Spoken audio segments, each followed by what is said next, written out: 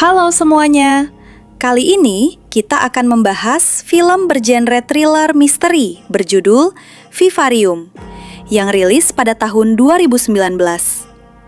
Film ini bercerita tentang sepasang kekasih yang sedang mencari rumah impian, namun malah terjebak di sebuah kompleks perumahan yang sangat aneh dan tidak berujung. Setiap kali mencoba pergi, mereka akan selalu kembali lagi ke rumah yang sama.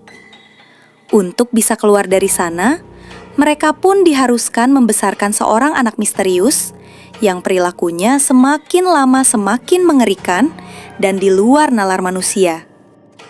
Film diawali dengan memperlihatkan seorang wanita bernama Gemma yang bekerja sebagai guru TK. Gemma sangat menyukai pekerjaannya dan terlihat menikmati saat bersama anak-anak. Setelah sekolah berakhir, Gemma bertemu dengan ibu dari salah satu murid yang bertanya bagaimana perkembangan pencarian rumahnya. Saat ini Gemma dan kekasihnya sedang mencari rumah, namun belum menemukan rumah yang cocok. Sebelum pulang, Gemma melihat seorang anak yang terlihat murung. Ternyata ada bangkai anak burung yang jatuh dari sarangnya. Gemma pun menjelaskan kalau mungkin itu adalah ulah burung kuku. Burung kuku sering bertelur di sarang lain, agar anaknya dibesarkan oleh burung lain. Setelah itu, tampak kekasih Gemma yang bernama Tom, yang baru saja selesai memotong dahan pohon di sana. Melihat bangkai burung tersebut, Tom pun langsung menguburnya di tanah dekat sana. Di hari itu, ternyata Gemma dan Tom hendak mendatangi sebuah kantor agen properti bernama Yonder untuk berkonsultasi mengenai rumah yang ingin mereka beli. Sesampainya di sana, mereka disambut oleh seorang agen properti bernama Martin yang sikapnya terlihat aneh dan kaku sejak awal. Tampak Martin yang berbicara dengan nada yang monoton. Namun Gemma dan Tom tetap mengikutinya karena penasaran dengan penawaran rumah yang ia tawarkan. Martin pun mengajak mereka berdua untuk melihat langsung sebuah komplek perumahan baru bernama Yonder yang lokasinya agak jauh dari perkotaan. Sesampainya di sana, Gemma dan Tom cukup terkejut melihat komplek perumahan tersebut. Semua rumah di sana terlihat identik dengan warna hijau pastel yang sama, model bangunan yang sama, dan disusun berjajar rapi mengikuti pola tertentu. Bahkan tidak ada tanda-tanda kehidupan sama sekali di sepanjang jalan komplek tersebut. Martin lalu mengantar mereka menuju rumah nomor 9, yang katanya baru saja selesai dibangun dan siap untuk ditinggali. Martin bahkan memberi hadiah parsel, namun mereka menolak karena tidak ingin mabuk saat dalam perjalanan. Mereka pun berkeliling dan merasa kalau rumah itu cocok untuk keluarga kecil dengan satu anak. Martin juga menunjukkan halaman belakang pada Gemma dan Tom, namun ia tak ikut keluar. Saat Gemma hendak bertanya kenapa sejauh ini mereka tidak melihat siapapun, tiba-tiba Martin sudah menghilang dari sana. Mereka sempat mencari ke dalam rumah, namun masih tidak bisa menemukannya. Ketika di luar, tampak mobil Martin yang juga sudah menghilang. Dari awal mereka memang tidak tertarik tinggal di sana, sehingga Gemma dan Tom pun berencana untuk pergi. Namun anehnya, setiap kali mereka mengendarai mobil menyusuri jalanan kompleks tersebut, mereka akan selalu kembali lagi ke depan rumah nomor 9, meskipun mereka sudah berbelok ke arah yang berbeda-beda. Tom merasa Gemma hanya berputar, sehingga ia meminta untuk bergantian. Walau sekarang Tom yang menjadi supir, namun mereka masih belum bisa menemukan jalan keluar. Dan ternyata di komplek tersebut tidak ada sinyal sama sekali. Mereka terus berkendara hingga sore, namun masih tidak bisa keluar. Hingga akhirnya, mobil mereka pun kehabisan bensin di malam hari dan kembali berhenti tepat di rumah nomor 9 yang ditunjukkan Martin sebelumnya. Di antara rumah di sana, Hanya rumah nomor 9 yang memiliki lampu. Gemma mencoba berteriak, namun tak ada yang menjawabnya. Karena kelelahan dan juga tidak bisa melakukan apapun lagi, mereka pun akhirnya memilih masuk ke dalam rumah. Karena lapar, mereka memakan hadiah pemberian Martin sebelumnya. Namun anehnya, makanan dan minuman itu tidak memiliki rasa apapun.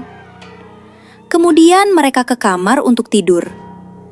Keesokan harinya, Tom pun menggunakan tangga miliknya untuk memanjat dan melihat dari atas atap. Namun yang ia lihat hanyalah rumah lain yang sama tanpa ujung. Karena tidak memiliki mobil, kini mereka pun harus berjalan. Untuk memastikan agar tidak berjalan memutar, mereka pun akan berjalan mengikuti matahari. Namun pada akhirnya, walau sudah berjalan seharian, mereka masih tidak bisa keluar dari komplek tersebut. Dari salah satu rumah, Gemma sempat melihat ada sebuah cahaya. Namun ketika masuk di dalam, ternyata rumah yang bercahaya itu justru adalah rumah nomor 9 yang mereka tinggali. Yang artinya walau berjalan mengikuti matahari, pada akhirnya mereka kembali ke rumah nomor 9 itu lagi. Namun kali ini di luar rumah, mereka melihat sebuah kardus yang berisi beberapa perlengkapan dan juga makanan. Karena merasa putus asa, Tom pun dengan nekat membakar rumah tersebut menggunakan bensin yang tersisa untuk mengirim sinyal. Barangkali akan ada pemadam kebakaran yang datang. Apinya pun membakar habis rumah tersebut hingga menjadi abu di malam hari. Namun ketika Gemma dan Tom terbangun keesokan paginya, mereka tampak terkejut karena mendapati rumah nomor 9 sudah kembali utuh seperti sedia kala, seolah tidak pernah terbakar sama sekali. Lalu ada sebuah kotak kardus baru kembali dikirimkan ke depan rumah mereka. Namun kali ini, kotak tersebut berisi hal yang jauh lebih mengejutkan, yaitu seorang bayi laki-laki. Di dalam kotak tersebut juga ada tulisan, kalau Gemma dan Tom harus membesarkan anak tersebut, dan mereka berdua akan dibebaskan setelah tugas itu selesai dilaksanakan. Gemma dan Tom pun akhirnya terpaksa menerima bayi itu, karena mereka tidak memiliki pilihan lain selain mengikuti instruksi tersebut agar bisa segera keluar dari tempat itu. 98 hari berlalu. Hanya dalam waktu 3 bulan, anak tersebut ternyata tumbuh dengan sangat cepat, jauh melampaui pertumbuhan anak manusia normal. Sebut saja namanya Leo. Perilakunya pun terlihat sangat aneh sejak awal. Ia sering menirukan suara-suara yang didengarnya secara persis, termasuk suara televisi, suara Gemma dan Tom saat berbicara, bahkan suara jeritan mereka ketika sedang bertengkar. Leo juga akan mengeluarkan suara jeritan yang sangat melengking dan tidak wajar, setiap kali keinginannya tidak segera dipenuhi oleh Gemma dan Tom, yang membuat mereka berdua semakin merasa tidak nyaman dengannya. Tentunya Gemma dan Tom bertahan selama ini karena mereka juga diberi makan setiap hari. Namun makanan yang disediakan di sana tidak memiliki rasa. Setiap selesai makan, semua sampah dikumpulkan di dalam kardus, kemudian disimpan di luar. Mereka tidak tahu bagaimana, namun nantinya kardus ini akan menghilang. Gemma dan Tom sudah lama menyerah untuk melarikan diri. Jika mereka mengawasi kardus di luar, maka kardus ini tidak akan pernah dibawa. Gemma merasa kalau Leo selalu mengawasi mereka. Tom adalah seorang perokok. Berbeda dengan Gemma, Tom tak takut menunjukkan kebenciannya pada Leo. Ia pun sempat melemparkan puntung rokok ke tubuh Leo. Rokok itu jatuh ke rumput dan tiba-tiba rumput itu menghilang. Selama 3 bulan di sana, hal tersebut baru pertama kali terjadi. Tom yang merupakan seorang tukang kebun langsung menggali tanah itu, dan terlihat ada lapisan seperti tanah liat kuning di sana. Tom pun tampak bersemangat karena ia akhirnya memiliki sesuatu yang bisa lakukan. Gemma pun berpikir kalau itu adalah hal yang sia-sia. Saat perhatiannya teralihkan, Gemma sadar kalau kardus yang mereka simpan di luar sudah menghilang. Tom terlalu fokus menggali, sehingga tak sadar ada yang sudah membawa kardus. Seharian Tom menggali, namun belum menemukan apapun. Malam harinya, ia pun akhirnya kembali ke rumah untuk beristirahat. Keesokan harinya, Tom kembali lanjut menggali lubang, sementara Gemma mengasuh Leo dan juga melakukan pekerjaan rumah lainnya. Leo juga terlihat sangat menyukai televisi yang ada di ruang tamu, yang selalu menampilkan siaran acak berupa gambar-gambar geometris berwarna cerah disertai suara berdengung aneh. Sementara di luar, Tom terus menggali hingga malam hari. Gemma tak ingin bersama Leo di dalam rumah, sehingga ia dan Tom akhirnya masuk ke dalam mobil. Meskipun di dalam mobil itu bau, namun mereka menyukainya, karena di dalam rumah tersebut tidak memiliki bau apapun, sehingga hanya di dalam mobillah mereka merasa hidup. Tak lama setelah itu, radio di mobil tiba-tiba menyala. Gemma yang tampak senang pun akhirnya keluar dan menari bersama dengan Tom yang juga ikut menyusul. Leo yang melihat hal tersebut pun ikut keluar dan menari bersama mereka. Namun karena terlalu rusuh, Leo pun tidak sengaja menyenggol Tom hingga terjatuh dan kepalanya terbentur trotoar. Gemma pun hanya tertawa. Namun Tom yang marah langsung membanting Leo dan kembali ke rumah. Namun anehnya, Leo tak terluka dan malah kembali menari padahal musik sudah berhenti. Terlihat walau Gemma tidak menyukai Leo, namun ia masih peduli. Saat Leo menyebut Gemma ibunya, Gemma pun mengatakan kalau ia bukan ibunya. Setelah pergi, Leo tiba-tiba berteriak, dan Gemma pun kebingungan karena tidak tahu harus berbuat apa. Leo pun meniru perkataan Tom, dan Gemma akhirnya sadar kalau ia tidak boleh menganggapnya sebagai manusia. Keesokan harinya, Tom dan Gemma bangun terlambat, dan Leo memasuki kamar mereka sambil berteriak untuk membangunkan mereka. Terlihat kalau semangat hidup Tom dan Gemma mulai menghilang. Satu-satunya yang Tom lakukan seharian adalah menggali. Ia sudah menggali cukup dalam dan sempat mendengar suara dari dalam tanah yang membuatnya semakin bersemangat menggali. Di tengah malam, Tom terbangun karena mendengar suara seperti yang ia dengar di bawah tanah. Ternyata suara itu sama dengan suara yang dikeluarkan di TV yang Leo tonton. Tom mencoba mematikannya, namun Leo terus menyalakannya kembali. Tom yang sudah muak pun akhirnya membiarkan Leo. Keesokan harinya, Leo kembali berteriak karena makanannya belum disiapkan. Namun kali ini, Tom sudah muak, sehingga ia melempar mangkuk sereal kepada Leo. Kemudian menyeretnya keluar untuk dikurung di dalam mobil. Meskipun sangat menyebalkan, namun Gemma tak tega kalau Leo harus dikurung seperti itu di dalam. Tom merasa jika orang yang mengurung mereka tidak ingin Leo mati, maka mereka akan segera datang. Sore harinya, Gemma akhirnya merebut kunci mobil Tom, lalu membebaskan Leo yang sekarang sudah berhenti berteriak. Tom tak ingin berurusan dengan Leo, sehingga walau hari mulai gelap, ia lebih memilih untuk kembali menggali. Karena Tom masih di luar, Gemma memilih untuk tidur bersama Leo. Keesokan harinya, ternyata Tom ketiduran di dalam lubang.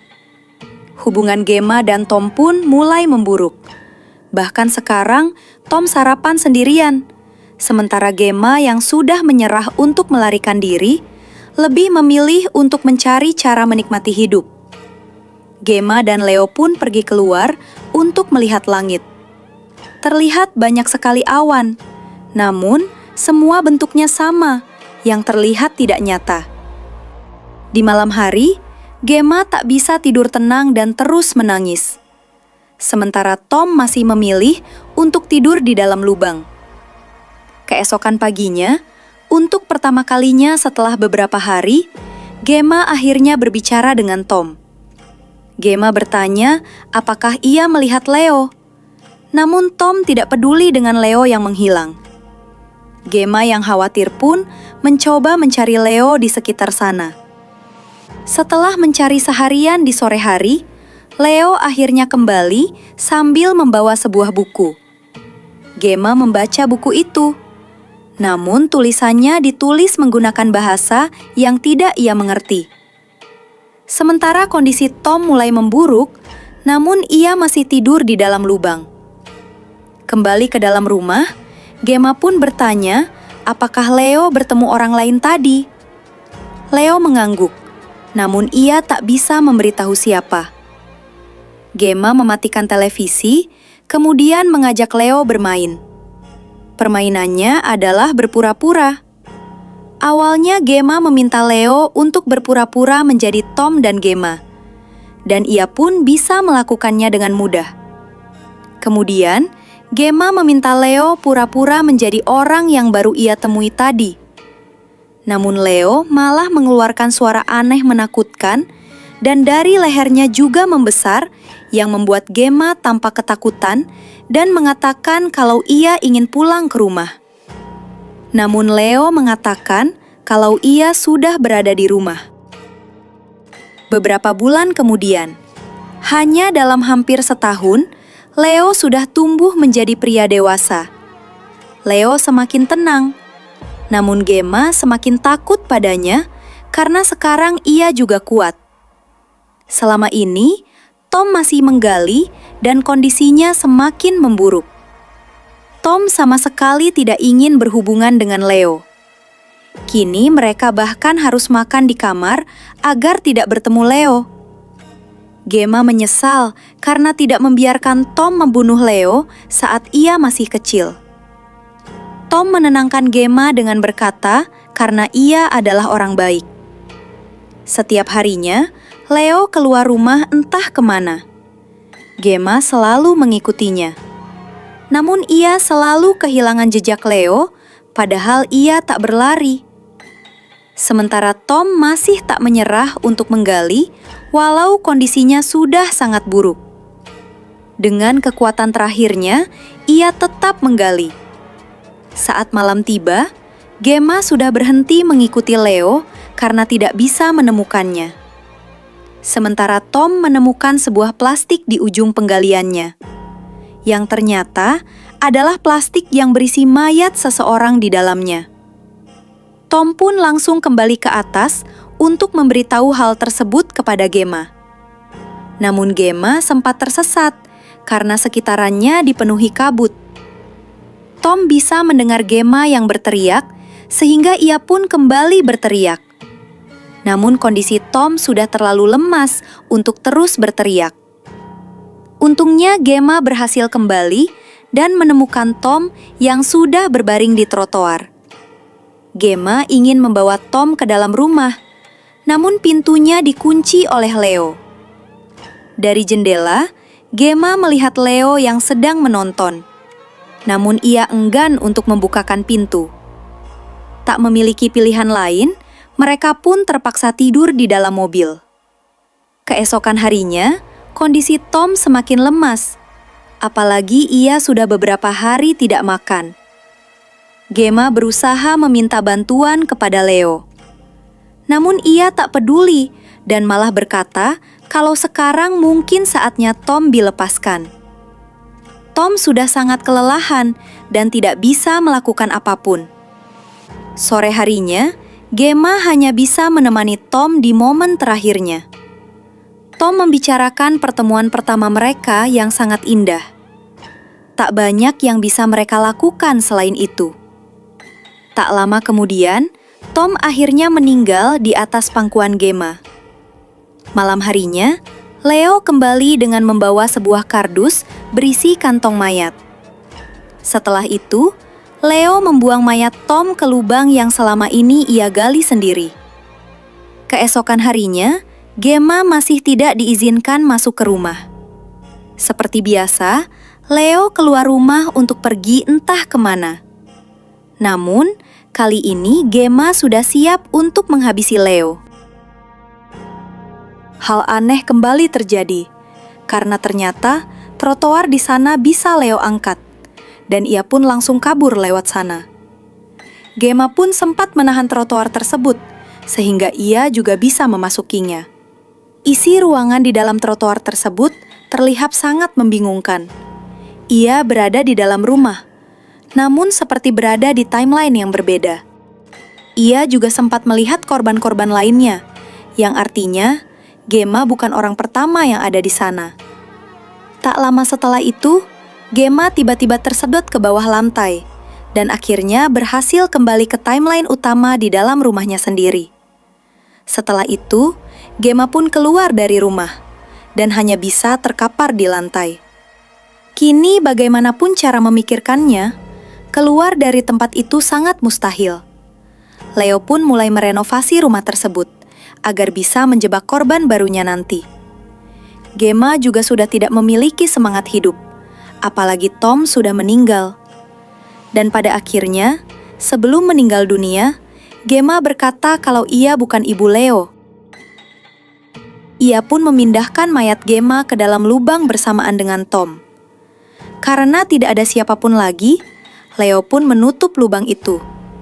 Kemudian setelah rata, rumput tersebut kembali tumbuh dengan otomatis. Leo pun mengisi bensin di mobil Gemma, kemudian membawanya pergi dari perumahan tersebut kembali ke kota. Tempat yang ia tuju adalah kantor pemasaran tempat Martin berada dulu. Sesampainya di sana, tampak kondisi fisik Martin sudah tua dan sekarat. Tak hanya tumbuh cepat, namun mereka juga mati cepat. Leo pun mengambil tanda namanya. Setelah itu, Leo memasukkan tubuh Martin ke dalam kantong, yang otomatis langsung menghancurkan tubuhnya. Tak lama kemudian, ada calon pelanggan yang datang. Dan tugas Leo adalah untuk menjebak lebih banyak orang untuk membesarkan alien sepertinya.